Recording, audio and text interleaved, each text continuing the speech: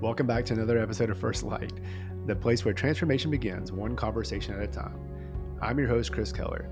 Today's guest is someone whose work has quietly shaped the way thousands of lawyers show up in the digital world, even if they don't know it. Tony Albrecht has been called LinkedIn's Yoda for lawyers, and for good reason. Today we're diving into his journey, his creative philosophy, and what he's learned about reinvention, visibility, and finding your true voice. Let's step into the light with Tony Albrecht. Today, I get to welcome Tony Albrecht to First Light. Tony, for those who may not have had the opportunity to meet you yet, can you introduce yourself? Yeah, thanks for the chance to join you, Chris. My name's Tony. I originally hail from St. Louis. Um, and I think the short version of my story is like today I run a LinkedIn ghostwriting agency called Contender, and we specialize in like helping lawyers sort of blow up on LinkedIn. Um, but I kind of fell into doing this after practicing law for 12 years. So there's kind of a winding road there where, um, I practiced mainly on the defense side in Missouri and Illinois. Um, Met a beautiful Canadian along the way who would become my wife. We ended up deciding to move to Canada in 4 years ago now, and that was kind of what led to sort of the career pivot where we were at a moment where it was, do we stay in St. Louis? I make partner at the firm I was at, or do we make the jump? And then I'd have to figure out what I wanted to be when I grow up. So, you know, we made that choice, moved up in 2021 with our two young kids, and kind of one thing led to another, and here we are. So there's I tried to give you the 60-second version, Chris, just by way of intro. Yeah, no, I love it. There's so much to unpack there because I think so many of us, face those kind of life decisions, those big career decisions. And, I know I had to go through one recently with the merger and acquisition of my law firm, Mm. which means a lot. In my family, same thing. We're looking at making a move, and we got young kids. So I think today's episode is going to be great for those people. And I know you spent years, defending asbestos cases. But truly, what was that moment? I know you kind of talked about the 60-second version, but what was that moment you really realized, a traditional litigation path, being a partner in a law firm, wasn't going to be your long term story? So yeah, I say that I've torched my career as an attorney twice.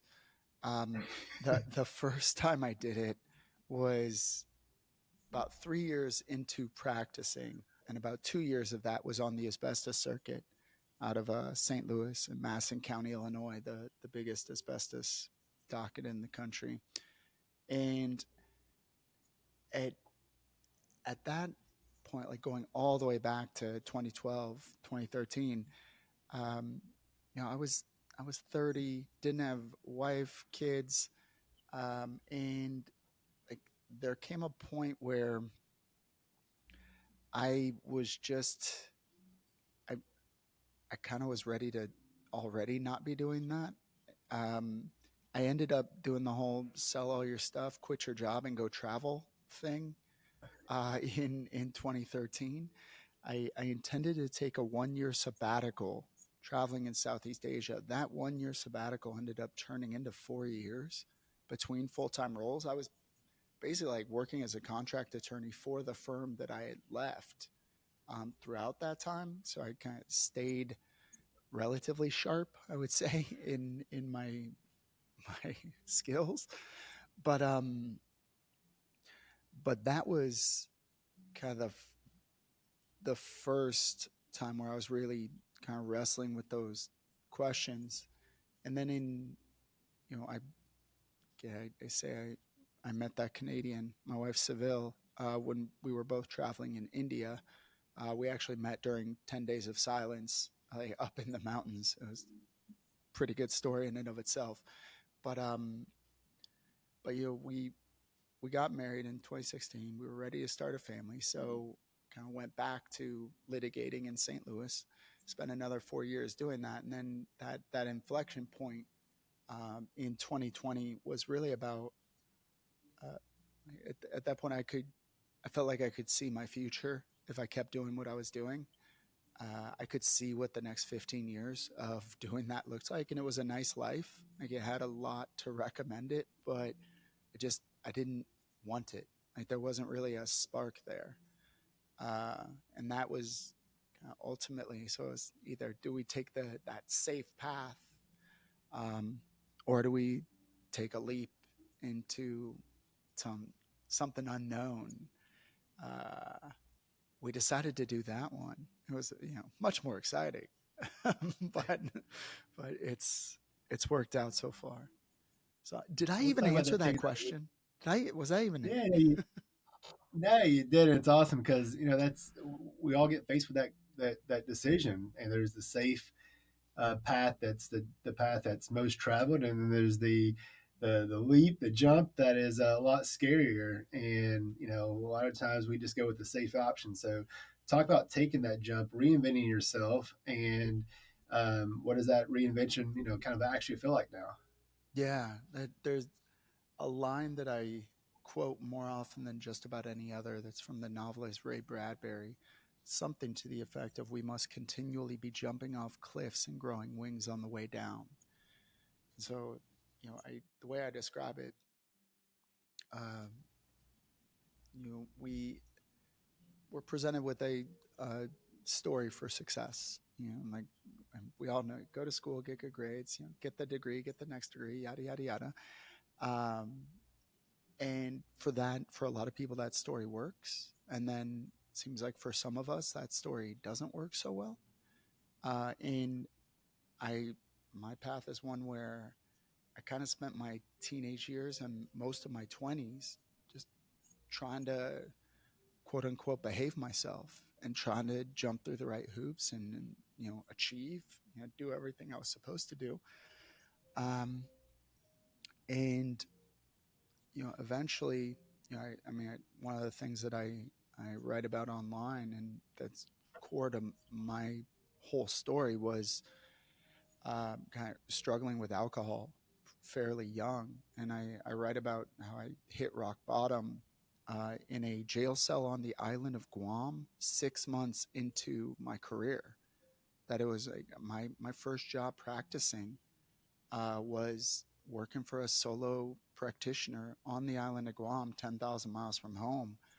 And like my drinking had just like gotten out of control during law school, got worse over that summer. And then, I basically like got myself into trouble when I was driving when I shouldn't have been. And, that, that experience, and that was 2009, kind of led to, me frankly like rebuilding my personality from the ground up, just like needing to go back to the basics of like who do I want to be, like what kind of man do I want to be, as opposed to like what do I want to achieve or what do I want to get. And it was like that fundamental sort of like rewiring the way I think about it. I think like it's almost like a Rocky montage where I spent 6 months going to a bunch of AA meetings and working with my sponsor and working through the steps and just like trying to become a better version of, I mean, it was a low bar at that point, Chris, but it was like becoming a better version of myself and trying to put myself on a different trajectory. So, when long way of circling back to your question of like, what does that what does transformation look like? I do think of it as one of um, like Joseph Campbell's hero's journey. It's like the framework that I tend to look at a lot of things in life, where we're in a, say, a relatively comfortable, relatively stable state, a known state. There's a call to adventure, like some call that's saying maybe I should go try this thing that I've not done before, that I don't know how it's going to go. And then you kind of set out, you get after it, you run into allies who help you and adversaries who you need to overcome, obstacles to overcome. And eventually, you come to that last battle, you find the gem, and you return home with some insight that you didn't have before. And at that point, then going back to that line, then we're just waiting for the next cliff to jump off of.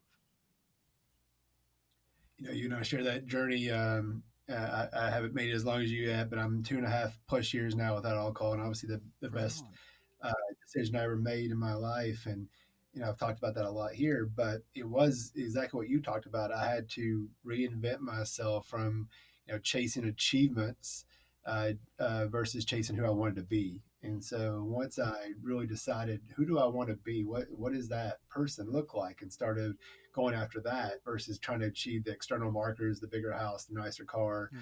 the boat, all those types of things. And I focused on let's be a good person. It's amazing that transformation that happens. And so Yeah. I applaud you for that hard work, because it's tough work, and I know it's tough work to go down that path.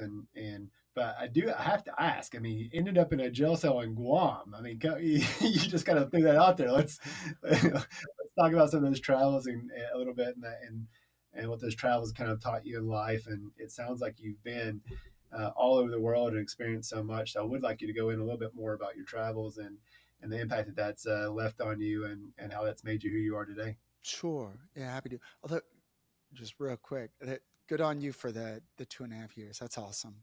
Um, so did you? I feel like I replaced booze with two addictions: running and coffee. Did you have a Same. similar thing? I know. So for me, yeah, for me it was running. Yeah. I went out for my first run and started running, and gave up alcohol shortly after starting running, and Oh, now obviously running's become an addiction. I know we yeah. share that as well, Yeah. and so and as you know, I just finished my first Ironman, so I got into triathlons as well. But as we've talked about, the swim portion is is a tough portion for me. But running is my true love and true passion. Right on. Yeah, that's so cool. I don't think you're going to get me into triathlons, but I really don't want to do the swimming. But that's so that's badass, man. Congratulations on finishing that. Um, but to your question about the traveling, I, I I was lucky. Like I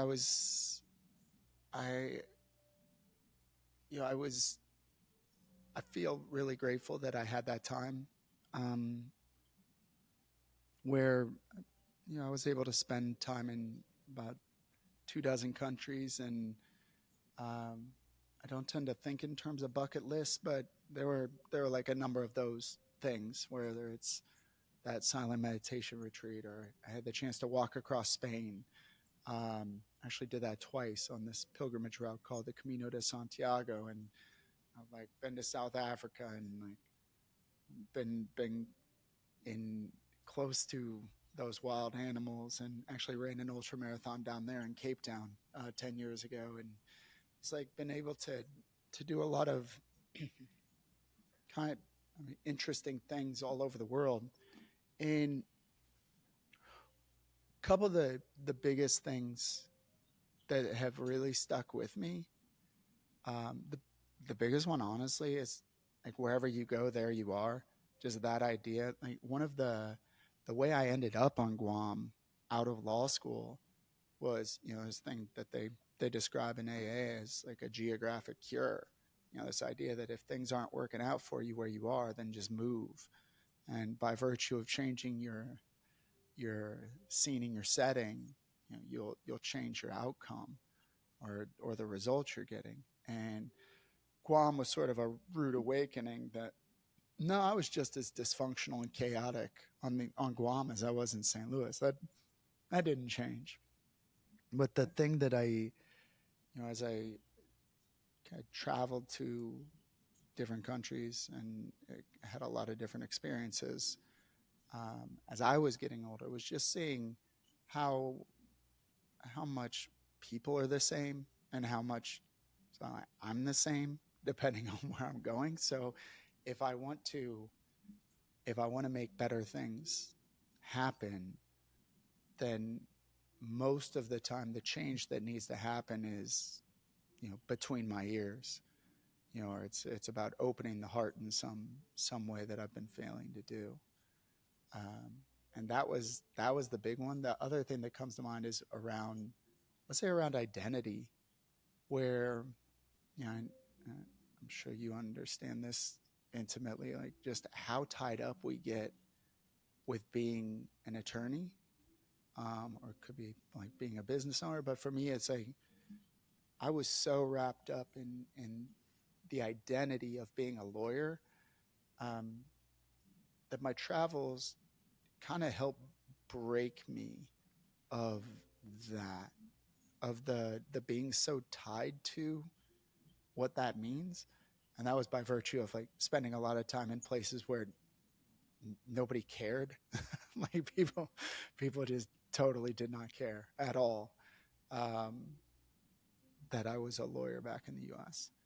Um, and I found that to be helpful. I found that once I went back to practicing in 2017 after kind of the walkabout period, um, I was I felt more free, I guess, maybe to just kind of be myself and try to bring more of myself and my own creativity and idiosyncrasies to what I was doing, as opposed to the way I think about the when I was thinking from the more identity place of starting like having this idea of what a lawyer is supposed to be like, how a lawyer is supposed to talk and present, and then trying to fit myself into that.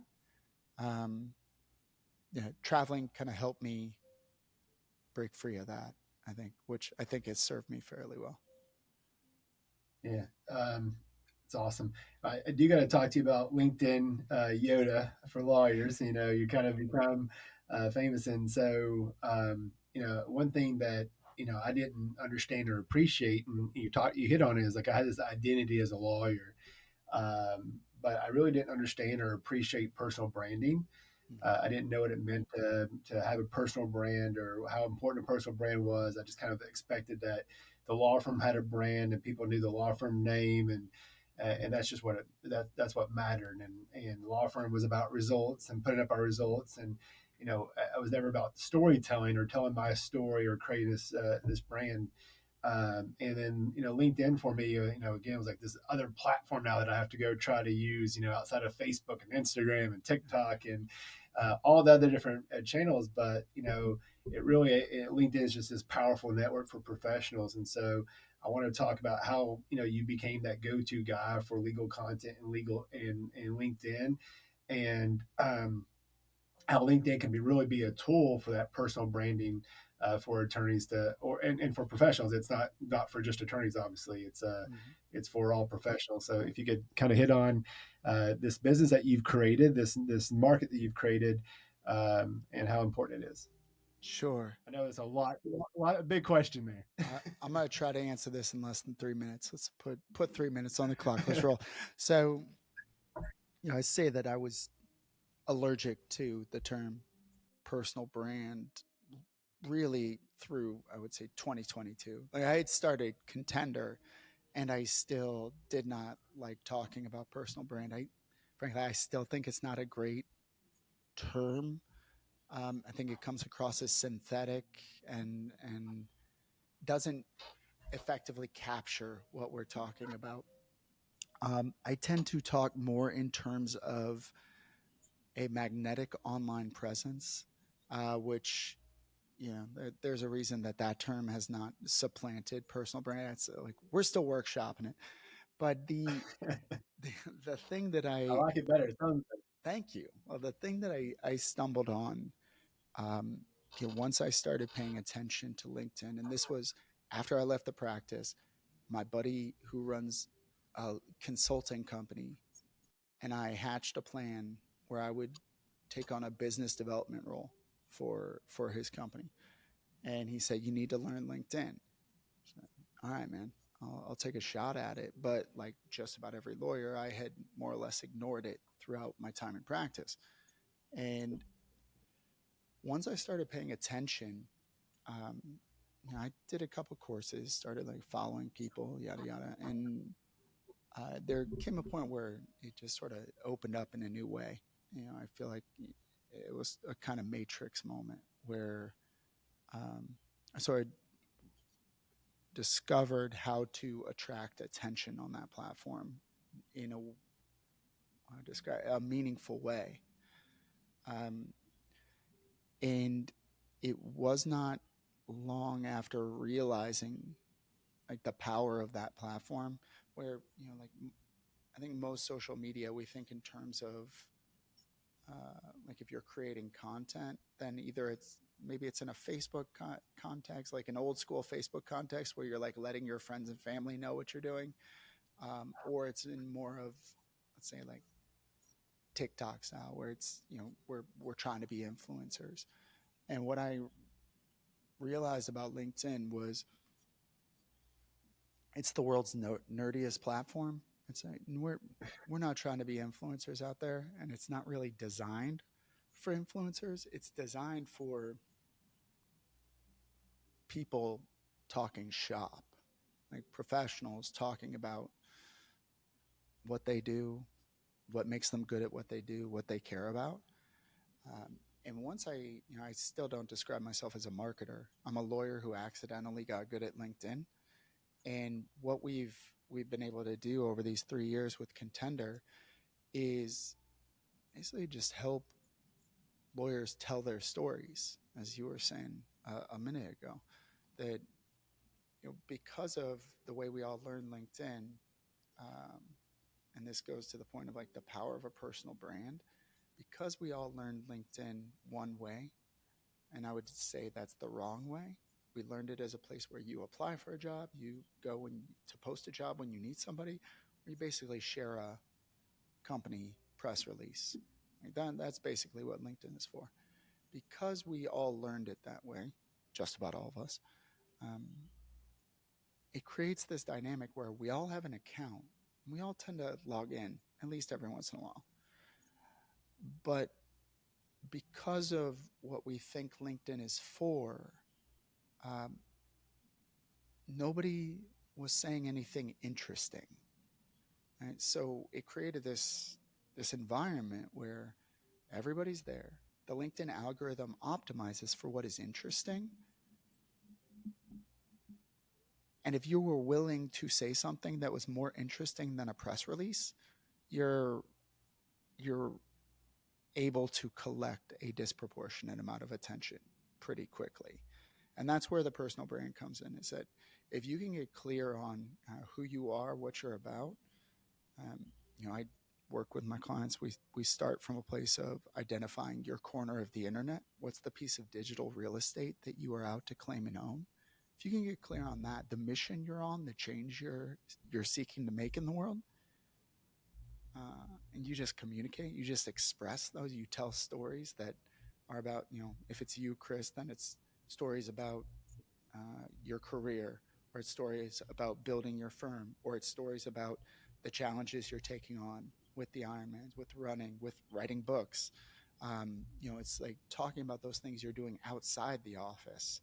And when you're able to just express those things directly and clearly from your point of view, your POV, that message is able to connect with somebody on a human level.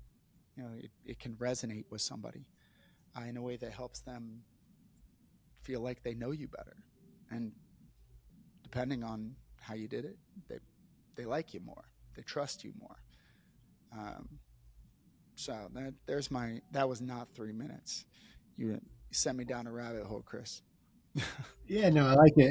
And look, I asked because I want to understand more as well because it is a powerful platform. And when, a business owner, a lawyer, whoever it is that's using the platform, we all have certain time constraints, right? And we all only have so much time a day to do certain things. And when you're trying to figure out where do I spend my time, where do I post, what do I post, what is, a lot of us look at what's the return on investment. If I'm going to put this time into create this post, what do I get? Yeah. And so when you're talking to a potential client that comes to you to ask you about your services on LinkedIn, how do you guide them through that kind of thought process? One thing I will say on the first call, pretty much every time when I meet somebody for the first time, is I actually don't know what's going to happen when we do this. I don't know what the ROI is going to be.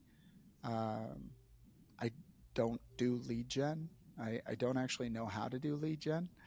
Um, all I know is like, when we do this and it works, like, good things happen. And so the way I think about it is it, LinkedIn, it really does function like a network where each of us as an individual is a node in that network. And when we send out a message, whether that's a post or a DM or a comment, we're basically sending out a signal that can connect with another node in that network. And when that other node, that if I send you a DM, Chris, and you respond, like the connection between our two nodes just got brighter. When I think about it visually, that it's like a dark network where nodes of light, and then those points of connection can be lights as well. And when you start showing up and you start putting out saying you start spending more time and energy on the platform, you are truly, you have the ability to build a network in digital space. Now, I don't need to tell you like the value of having your network in real life, right? Like we just, without knowing that much about your story, um, like my hunch is that your personal network, the relationships that you've cultivated during your career, have been invaluable. And that idea that like your network is your net worth, so vice versa. You know what I mean? Um, Yeah. like LinkedIn, and I think this is true in a way that it's not with any other social media platform. LinkedIn can be a form of your network where we're not actually limited by physical constraints. We're not, we're able to connect with people in a way that can create connections that are comparable to connections we create in real life. And I know that may sound crazy, um, but it really does happen. I see it every day. And it can also happen at scale, that if you're sharing your stories out there, then one thing that just about all my clients find, and I've found this to be true over and over, it's like out in the world, people start coming up and they talk to you about what you're posting. And this can happen, with like Facebook. I'm guessing you're running across this, Chris, with what you've been posting about the Iron Man. I'm guessing you've had people out in the wild say, "Hey, good luck," or like, "That's awesome, you're doing that." And it's like this interesting dynamic where we're able to connect with people at scale, and often those people never, they don't like the post, they don't comment, they don't necessarily message. We don't actually know that those connections are getting made all the time, but they do happen. And eventually, like the way this unfolds, like ultimately, um, I how like vanity metrics are like a way to sort of keep score and kind of know whether or not what you're doing is being effective.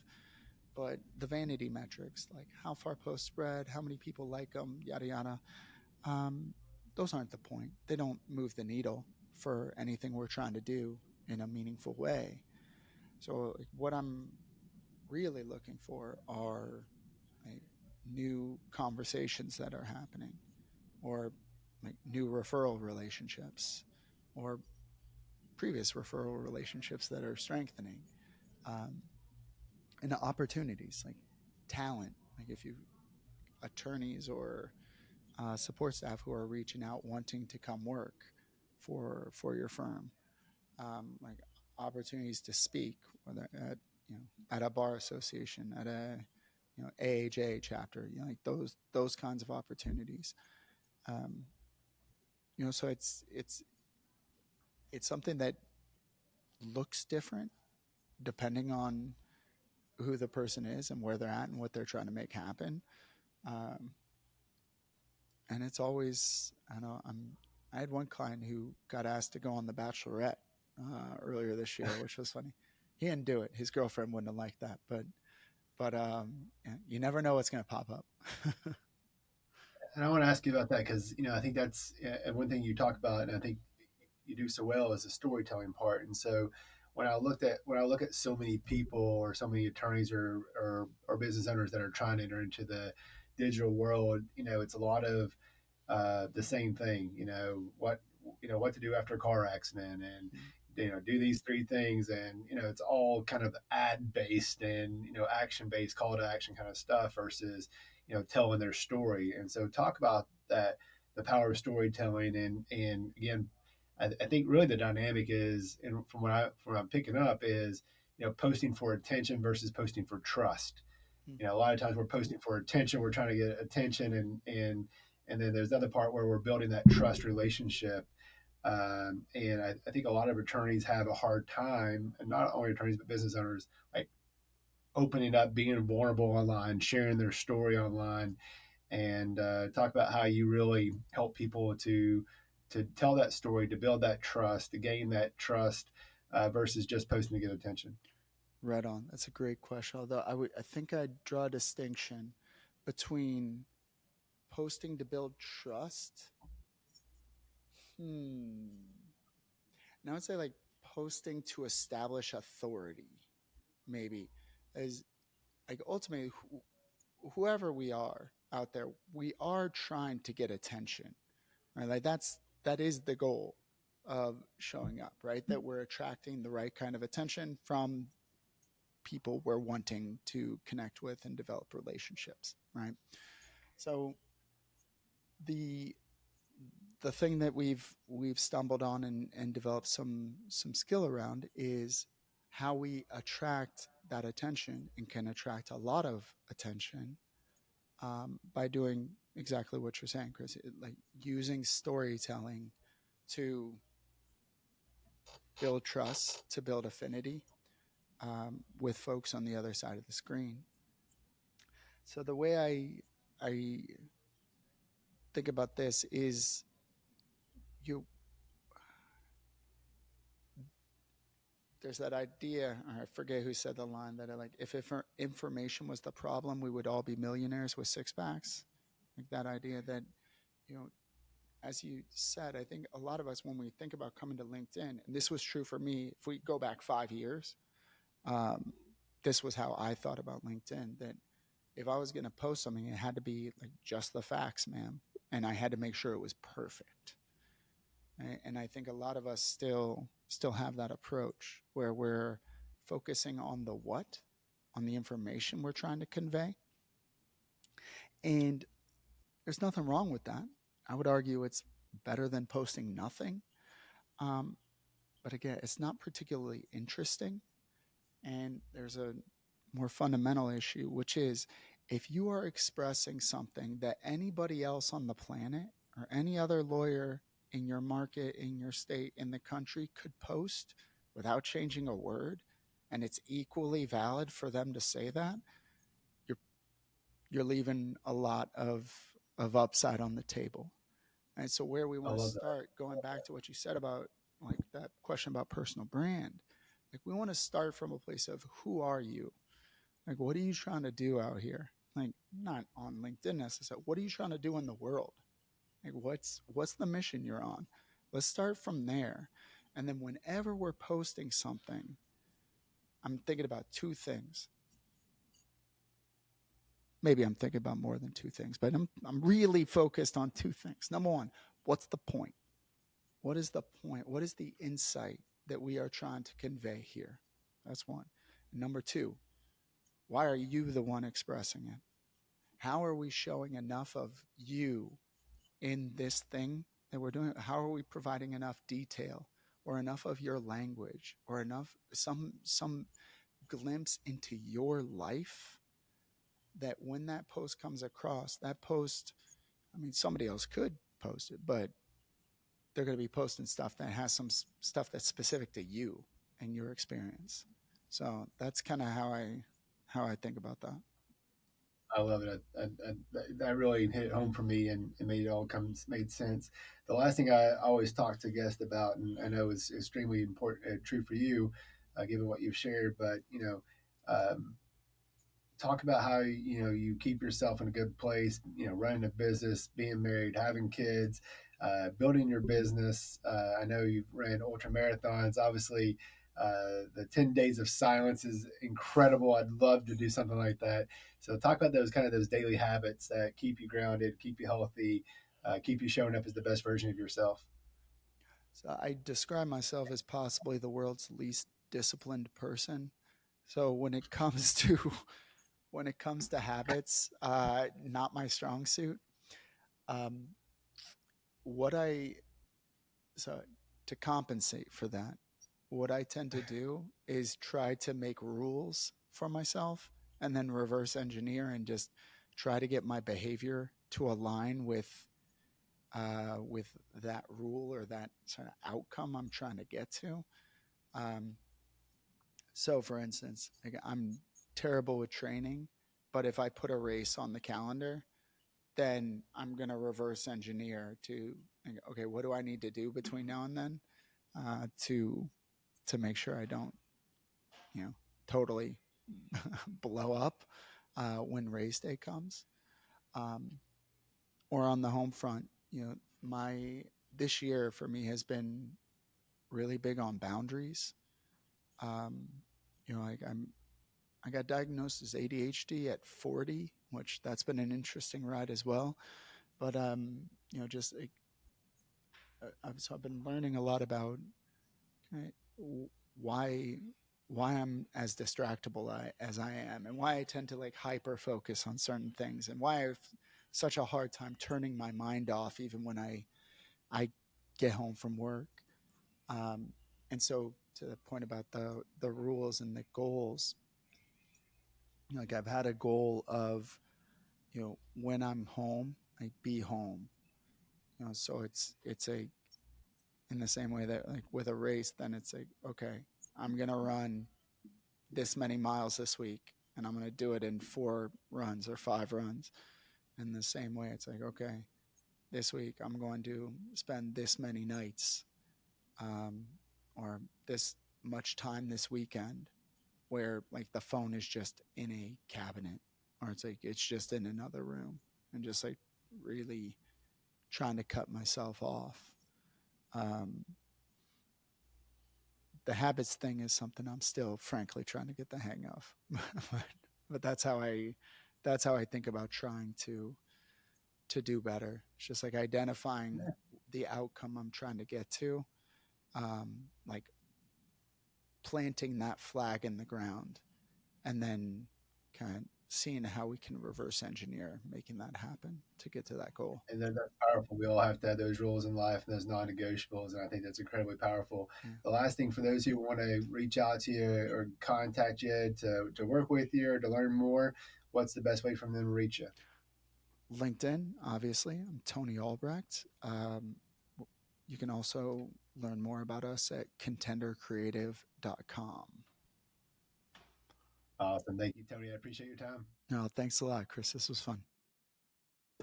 Awesome. Hey, I need to set up a time to sit down with you. So LinkedIn is, yeah, I'm not on there and powerful on there, and I've got a lot happening in life that I want to really start exploring that platform as a way to build and expand. Obviously, I've written a book. I want to Mm. write another book, and I really want to start exploring that platform as a way to get that message out and do it. And I'm really terrible at all these things, so I would like to sit down and talk to you about how we can work together to help build that for me. Yeah, for sure. I'd be happy to have the conversation. You know, shoot me an email and schedule a time, or what's the best way to do it? Or Yep. is there an online calendar you want me to use, Yeah, or what's the best way to reach? I'll drop you a link in an email. We could take it from there. So sounds good. I'd love Yeah. to. Yeah. So I got the book just came out, and I want to push that, and then gonna get started on book number two, and I got a lot of big plans coming up, and I need to start laying the groundwork and laying the seeds and start building that network. Nice. What's the next book? Year to change your business. Mm, right on. So, you got to change your life before you can change your business. I think for me, what changed my business was changing my life.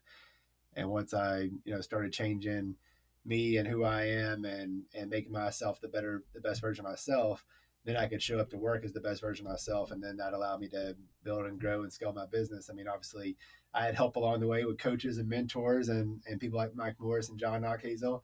But, I wasn't I wouldn't take advantage of that and go into coaching and really listen to coaching until I changed who I was, right? Mm-hmm. Until I changed myself, I wasn't, well, I don't know why I'm struggling with the word, but I wasn't coachable, I guess. I was a very coachable person. I've always felt like, but until I really made that shift, that mindset shift, it was just somebody talking to me, and I wasn't going to do anything with it. And so I had to work on myself first. So book one was about let's change yourself, let's change who you are, let's make you your best version. And then book two is going to be all right. You've done all that hard work. Now let's change the business and make the business work well. Love it. Oh, And so that really resonates. year three, book three may be the relationship part. So obviously, I cared about work and business, and didn't care about family and relationships. And so those all that stuff struggled for a long time. And once I started prioritizing my relationship, I was able to show up as the best version of myself. I was able to get my business in a good place. Now my marriage is in a phenomenal place. So Beautiful. amazing how all that works. It's amazing how all that works. Yes, it is. Especially when you're not drinking. Used to, I spent a lot of time drinking. Yeah. All right, Tony, I appreciate it. Thanks for the time, Chris, and I look forward to continuing the conversation. Tony, thank you for bringing your energy, your honesty, and your story to First Light. For everyone listening, if you want to learn more about Tony, follow him on LinkedIn or check out Contender. As always, thank you for tuning in and keep shining your light.